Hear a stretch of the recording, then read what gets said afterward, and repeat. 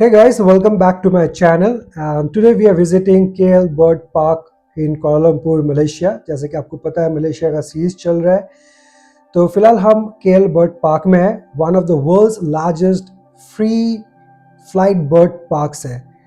This place is home to thousands of birds from around the world, and best part is many birds walk around you like freely around the visitors. So बहुत ही मज़ेदार जगह है. मैं आपको glimpses में दिखाऊंगा बीच बीच में और कोशिश करूंगा जितना शॉर्ट रख पाऊँ इस वीडियो को. लेकिन वीडियो स्टार्ट करते करते मैं कुछ इंपॉर्टेंट इन्फॉर्मेशन भी देते रहता हूँ ताकि आपके लिए हेल्पफुल हो इफ़ इन केस अगर आप विजिट करते हैं तो सबसे पहला जो इम्पोर्टेंट चीज़ है इसका location and how to reach this place. देखिए ये जो है ये परदाना बोटानिकल गार्डन में है, जो कि ठीक नेशनल प्लानिटेरियम या इस्लामिक आर्ट म्यूज़ियम मलेशिया में है. इफ़ इन केस आप ये दोनों में से कोई भी एक जगह में आते हैं तो आप यहाँ पे विज़िट कर सकते हैं, या आप अगर यहाँ आए हैं तो आप नेशनल प्लानिटेरियम या इस्लामिक आर्ट म्यूज़ियम मलेशिया भी विज़िट कर सकते हैं.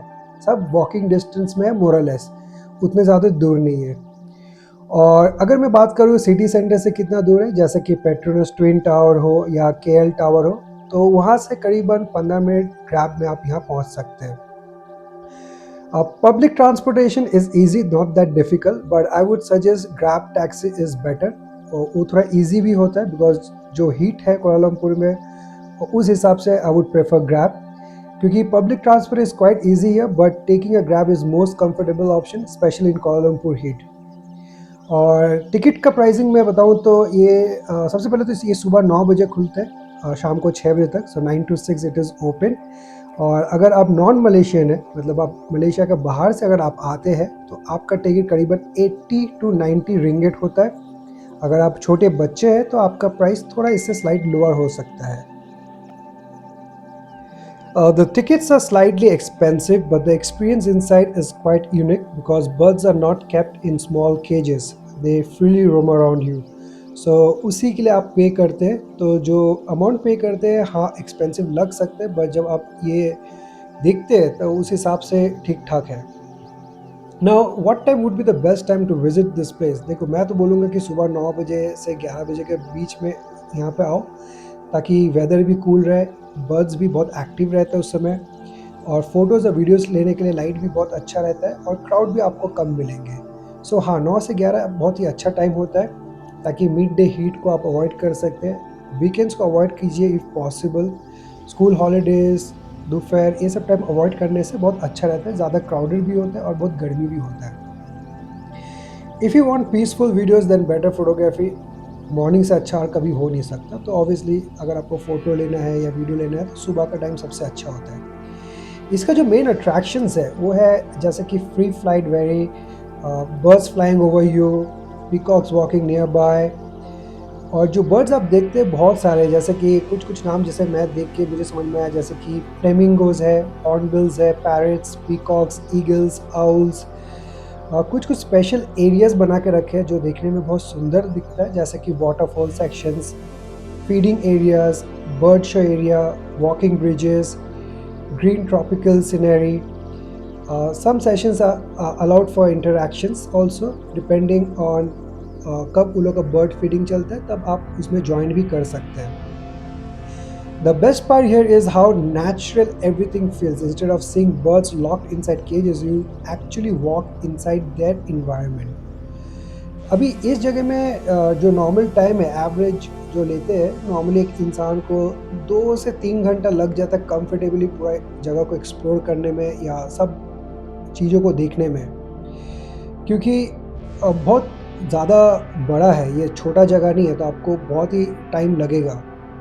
इफ़ यू लव फोटोग्राफी और if you love making videos, you can easily spend at least half a day in this place. बहुत आराम से चला जाएगा. ठीक इस पार्क के जैसे आप एग्ज़िट में आओगे आपको कुछ सोविनियर शॉप्स मिलेंगे, थोड़ा बहुत drink, snack stalls, small cafes, restaurants, अंदर में थोड़ा ice cream, bird souvenirs, magnets, soft toys, cold drinks, ये सब आपको मिल जाएंगे. और फूड के बारे में बताऊंगा तो बेसिक मील्स, स्नैक्स अवेलेबल है. प्राइस स्लाइटली हाई है बिकॉज टूरिस्ट प्लेस है, तो ऑब्वियसली थोड़ा सा महंगा में आता है. You don't need to worry about food because there are cafes and shops inside the park itself. So it will be sorted, but yes, it is little bit expensive side. अगर आप इस area में जाते हैं तो मैं बोलूँगा light cotton clothes पहनिए, कंफर्टेबल शूज़, कैप और सनग्लासेस, क्योंकि बहुत ही गर्मी रहता है और बहुत वॉक करना पड़ता है। बड़ा जैकेट्स या टाइट अनकंफर्टेबल फुटवेयर्स ये सब अवॉइड करना बहुत ही ज़रूरी है। और अगर होगा तो ह्यूमिड ट्रॉपिकल वेदर है तो बहुत पानी पीने का ज़रूरत है, तो पानी अपने साथ रखिए, पीते रहिए। Because Kuala Lumpur weather can get very hot and humid, so light clothes and comfortable shoes are highly recommended. अगर आप जाते हैं आपके साथ क्या कैरी करना चाहिए बहुत ही इंपॉर्टेंट है, जैसे कि water bottle, phone, camera, power bank, small umbrella, sunglasses.